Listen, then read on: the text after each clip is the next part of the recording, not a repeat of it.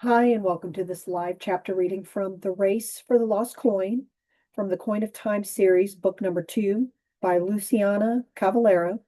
And this is presented by Itsy Bitsy Book Bits. Prelude. Heracles, are you leaving? What are you hunting? Can we come with you?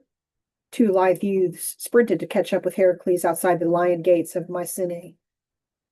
Heracles didn't slow his pace, the quiver filled with poisoned arrows bouncing against his back. I'm off to capture the Erymanthean boar for King Eurystheus. And no, Philotas, you and Alcon cannot come with me. Oh, please, Heracles, how are we to become the best hunters if we don't learn from the greatest warrior in all of Hellas? Pleaded Philotas. Alcon and I promise to do everything you tell us, and we won't get in the way. Philotas and Alcon jogged to keep up with the big man, their faces shining with eagerness and adoration. Heracles glanced at them and shook his head. These tasks are mine to complete. Besides, your fathers need you to till the lands and to prepare the fields for next season's crops.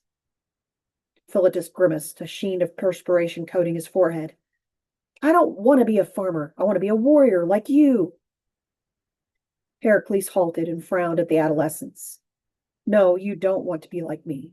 Do you think I enjoy traversing to all points of the earth, killing monsters by the order of the king? It's not glorious. He stepped closer and put a hand on each boy's shoulder.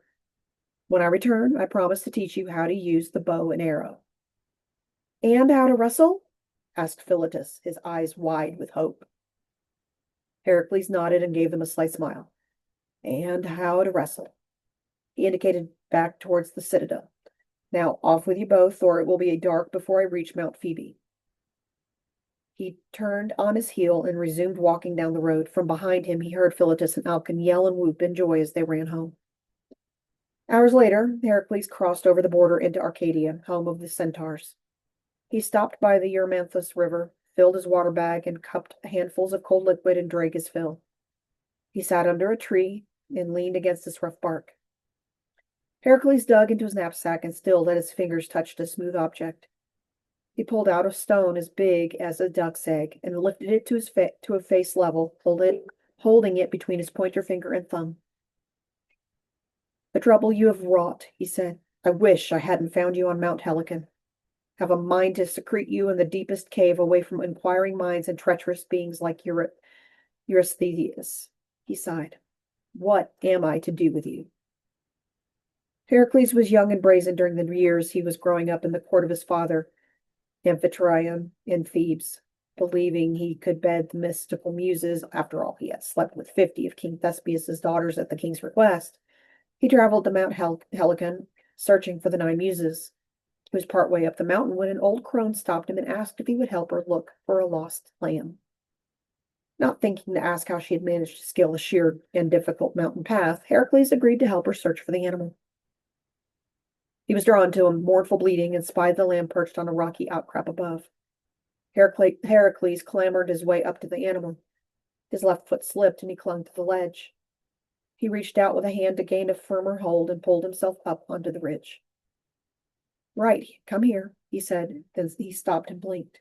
The lamb had disappeared. Hey there, he shouted to the old woman and looked down over the ledge to where he had left her. What in the name of the gods? Where is the silly woman? Heracles scanned the way he'd come. The woman was nowhere to be seen. Cursing under his breath, he was about to climb down when he saw an unusual stone. The shape and color were not something he had seen before. The surface appeared to have been polished by hand, too smooth to be natural. Heracles picked it up. The weight was perfect to be used in a sling, a lethal projectile. He tossed it into the air. As it rose, a strong wind whipped about his body and his hair stood on end. A flash of lightning streaked across the clear blue sky, and the earth trembled. Heracles caught the stone. He squeezed his eyes shut against the blinding luminescent light. A crack of thunder split the air. Heracles winced and covered his ears. He felt his body hover in the air for a few seconds. He opened his eyes and gaped. Leaves, twigs, and loose pebbles scattered as a whirlwind sped towards him and sucked him into its center. Heracles felt as if his arms and legs were being wrenched from his body. He gritted his teeth, the veins in his arms and legs sticking out like corded rope. He spun through the air, his hair whipping across his face. Then the wind stopped. Heracles hovered in the air for a moment. He landed on his back with a thud and gasped when his head banged on the hard ground. His mouth watered, bile rising. He drew in a steadying breath and looked around. How in the name of Zeus did I get here? Before him stood the defensive walls of his father's city of Thebes. Heracles stumbled to his feet and clutched his head. A sharp pain seared its way from the base of his skull to his forehead. It felt as though an axe had cleaved through his head. He heaved, his mouth billowing like the sails on a ship as he purged the contents of his stomach. When his head stopped spinning and the nausea abated, he opened his hand and stared. The stone pulsated and burned, not unlike the embers in a fire pit, though it did not leave a mark on his palm. After a few minutes, the stone grew cold. Had he imagined it all? There was only one way to find out. Heracles tossed the stone into the air. Lightning flashed and the earth shook. Ear-splitting thunder rocked the air. He sucked in a breath as he was plunged headlong into a fathomless hole.